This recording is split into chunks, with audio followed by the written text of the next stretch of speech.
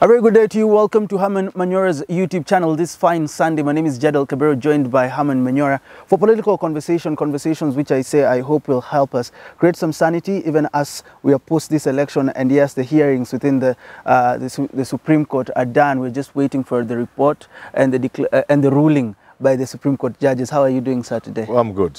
You're good. It's a beautiful Sunday. Yeah, warm. Yeah, we're waiting for the results, but before we talk about that, for the ruling, but before we talk about that, talk to me about Kiraito Murungi now. Meru has left Azimio, you know, now going to DP Ruto's side. What does this mean if there's a re-election? Of course, what Ruto is doing is assembling troops in the event, in the what now looks like a very likely event of a rerun or a runoff. Then he could, you know, he's covered northeastern, painted it blue. Now he's gone to Meru and a host of other places.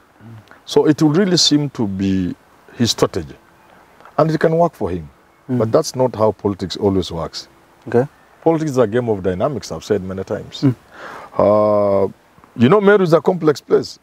So because even having these people to support Azimio, there was Kilemi Mwiria, there was Maoka Maori, there was Peter Munya, and then there was Kiraito himself. Yes. Then we are talking of the Imenti sub-tribe, we are talking of the Igembe, the Tigania, and the people have mentioned, all of them are heavyweights in their own right, and all of them now, except for Kiraito, if he had won this election, are looking at 2027 for governor. Okay. So you may think that now Meru is going with Ruto, then you discover no. Now the Igembe and the Tigania can even now gang up and say we are supporting one of our own, who is now maybe Maoka Maori, or Munya, or the other fellow is who? Kilemi Mwiria, for 2027. And for now, we are all in Azimio. It's, you know, it's, you can't quite... Does he hold much sway now that people say, look, he lost his seat as a governor? No, you cannot wish him Kiraito away. Kiraito lost because he was associated with Azimio. Yeah, not because he's not a popular man. Okay. He's popular. But he lost because of Azimio. Conversation too, I think, from him is that there was a deliberate attempt to make him lose from Azimio's side. But then we're looking also at this conversation of the Secretariat failing Raila Odinga in winning the elections this year. Talk to me about that. They're calling for the chief agent to resign, calling for Junet to resign, some members within Azimio. Those are just people talking. Some of them are just on Twitter. Yeah. I know there are people like Donald Kipkoril, who is a serious person. Yes. I know of Lord Mutai. Lord Mutai Abraham. But you see, that to me is hardly the way to go. Why so? I think you do not, first of all, approaching a problem by the design of blaming people doesn't work for anybody. Secondly, Azimio need to hold their breath until Monday. It is if that election is nullified that they will move into gear, engage gear, and within 24 hours, at the very latest 48 hours, come up with an approach to the rerun that may now as well include those things these guys are saying about where you are useless, you didn't serve as well. But if you ask me again, much as we know most of those people are responsible for Raila not clinching this thing, you know, in a very clear, with a clean margin, you also need them. You need Junet now. You need all those people. That's the truth. 60 days is not enough for you to assemble a whole new army. You need this army of people. You need the Junets. You need Joho. You need Kanchori. You need all these people. They may not play the same role. They may not operate within the same capacities. They may not have as much power as they had. They may not have access to Raila in the manner Junet had, but you need them. So for you, it's too soon to talk about... That was not good. Until tomorrow it's now. Bad test. After tomorrow, the result, the verdict is out, there is a rerun, then you can focus on how to reassemble the campaign. Of course, we'll talk about that after the ruling. But tell me, we saw Raila congratulating the lawyers, meeting them. They seem to be in a very jovial mood, as if Raila believes, actually he said they had done a really good job. Do you read from the same script, the lawyers that during the hearings this week? When I saw that clip, I also got thinking, they have done a good job. There's no doubt about it. Of course, according to me, because of my standards, they could have done better. But they did a good job. So, saying thank you to them and hugging them and everything that I saw, that's okay. But also, as a man who has studied some of these things quietly, I know the unwritten rule about poker. Don't show victory on your face when you're playing poker. Even when you're about to win, don't show it. And even after winning. And even the song, The Gambler. Yeah, there'll be time enough. You need to know when to hold it. Yeah, you don't show it on your face. Yeah. You're saying they did not meet your expectation. What is something that you think should have been said within the 3 days from their time to petition to the rejoinder? First, they did a good job. Yeah. The time is short. You don't sleep. So they did a good job. But I'm saying, and I've said this before, people ought to learn that if you are a lawyer, lawyers in a room, you need other people who are not lawyers, who can see from outside the box and then enrichen what you are doing, who can see some of the things you are not seeing. So there are a number of things, if I was there myself, I would have seen. I would have looked at even the presentation from the 4 commissioners, and I would have known they will be lumped together with the petitioners. So I would have urged the lawyers to see whether it was possible for them to behave exactly as respondents. Okay. Okay? Yeah. By not entirely agreeing with Raila Odinga. So that they can help you now in the process of, because had they remained actual respondents, they would have been allocated more time, they would have more space in court, and they would not have been called petitioners the way they were finally called. Yeah. I also saw certain very obvious mistakes. You know, when you are reading a case or a plaint as a lawyer, you are more interested in the flaw and the argument. So some of the things like Julie Soweto, for example, that issue of Kirinyaga, to 23,000 when it was 900, I would have seen. And then anybody else who is not a lawyer perhaps would have seen. So there are a number of small mistakes. And even now when you retreat and you are going to respond, look at the recount, the scrutiny for recount at Froda. Azimio didn't make much capital out of it, get much capital out of it, until people like Willis and the other lawyers from the other side came to. But still one question was not answered, which the court could use to their disadvantage. Which one? Which is, but the votes are okay. There are no discrepancies in the votes. The lawyers didn't address themselves, not Azimio lawyers, not even the other lawyers. It's true, the numbers are there. Then they are hanging the idea of process. No, you must link it to what is happening there. How do I trust votes which are in a box whose seal has been changed?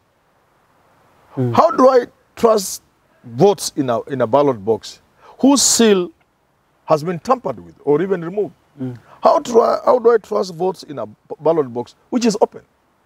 How do I trust votes in a ballot box when Form 34S, in their millions, are unaccounted for, as this scrutiny has shown? Yes. So those are kind of things you link.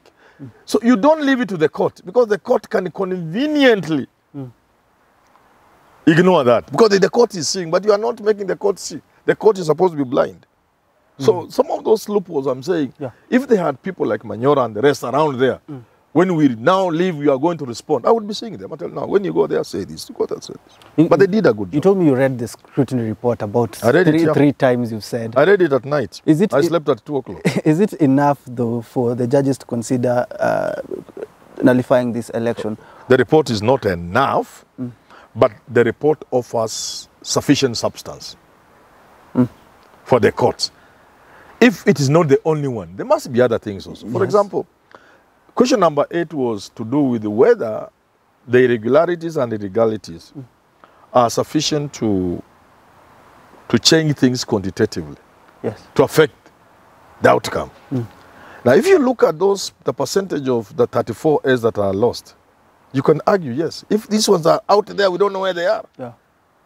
And if out of a sample of 41 or so many 45 ballot boxes, we find 20-something are tampered with. If you reproduce this across the country, and if, for example, you see from the scrutiny, most of the mistakes or illegalities and irregularities on during the scrutiny come from areas where Ruto is strong, Mount Kenya and Kalenjin Rift Valley. So those are the points you need to make, and those points are strong enough. So yes, there is sufficient one, but it must have been brought out by council. The council didn't quite bring out. One council brought out the issue of rules, because the presiding officer is operating with rules, IBC rules and regulations. Most of them were broken. What do you do at the end of the polling station? At the end of the polling station, as a presiding officer, you do this, you count the votes, you this type, you put in this tamper-proof envelope, unaweka pale ndani, form 34A, book 2 of 2, unaweka kwa tamper-proof, unaweka pale, and all those things are there, including everything. More than 50% of the cases, the rules have not been followed. So if you look at that, then it can move the court into making a certain... From the 9 issues, what should Kenyans expect? Because every Kenyan right now is not sitting comfortably at their chair. They're thinking about... This petition is 50-50. It's a pendulum. It's moving there and there. And it can go either side. I don't know, because I'm not a lawyer, least of all a judge. I don't know how the court will consider the presentation about Jose Camargo. His footprints. One, as shown by the DCI report. 2, the logs Murugur produced in court, which were not featuring in the registrar's report, but which are a part of from the server. 2, and more seriously, how will the court treat the revelations by Julie Soweto when she led the court into the IBC portal and found what she found? First, the name of Jose Camargo on the ballot papers. 2, similar kids having similar numbers, transmitting from different locations, but same Kim's kid. Hundreds of kilometers away. I don't know, because it was not argued properly by the respondents. Instead, they were in panic, and the court could see them panicking. And admission from Mahat, that's an error. And you told us it is military grade. Now you are admitting there's a Kim's kit in Eldoret, similar to one in Moranga. There's a Kim's kit in Nyeri, similar to the one in Bungoma. Military grade. So I don't know how the court will look at that. Why are you calling it 50-50? Because from what you're saying, it looks like a 70-30. No. 70 for notification. You cannot, because it's the court to give way to these things. Some things the court can see. They can see it's just because the defense the respondents have failed. They were in panic. But they can check on their own and say no. But even if you argue that those forms are tampered with, then you are also admitting that your military grade system is not. Somebody can enter. And I can tell you, if those guys didn't panic, Kinangatia, Gizu, and Mahat, if they didn't panic, they could have wriggled out of the Julie Soweto thing. But they panicked, and the panic was obvious. The court could see it. And then the admissions. How do you admit? Even in an accident, you are told by your insurance company, don't admit liability. But this guy was quick to admit an error on a military grade system. But the courts can see things we are not seeing. That's why they say, leave it to the court to decide. Because there are some things you think you are seeing.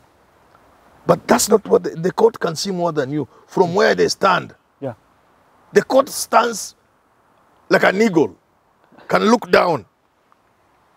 You told me, you told me this is more, you expected it to be more political than as it was now. We're seeing it again, those are other considerations.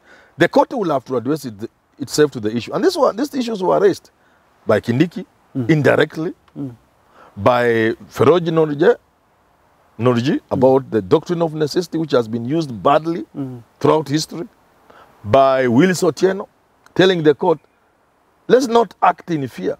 That what would we do if we nullify this election because we don't have an IBC. So, aware of all these things and living in Kenya and being Kenyans, they would ask themselves, what will a nullification mean vis-a-vis maintaining the status quo? They will ask, finally, it's not the law. That's a Supreme Court. If they run away from that, then they are not a Supreme Court. A Supreme Court anywhere in the world will have ultimately to ask, what's the mood in the country? Which option offers least friction for the country? Why? They are lucky because there's nothing overwhelming. The case and the evidence from the petitioners is not overwhelming. Not the case, not the evidence. The response is not overwhelming, is not crushing what people had pressed. So the court can wriggle out of this and make a political judgment because neither side has outweighed the other side. So that's very good for the court. The court can just even use Okiya Omtata and say none of these guys got 50%. Let's just which will mean be a very lazy way, of course. But it's a very easy way out for the court. Just look at Okiya Omtata and say, I think this registered voters was a moving target. Used conveniently, adjusted, as Omtata was saying, backwards, working reverse to achieve a certain end, and said, none of you. That's a lazy way, but it's an option to the court. A political option. Then, when you use that, and because neither side has outweighed the other, then it gives the court the very easy route, I mean, the very justified way of making a political decision. And the political decision will be from where they stand, which option between maintaining Ruto's victory, confirming it, and sending them for round 2, which to them, if they asked me, I would have answered for them.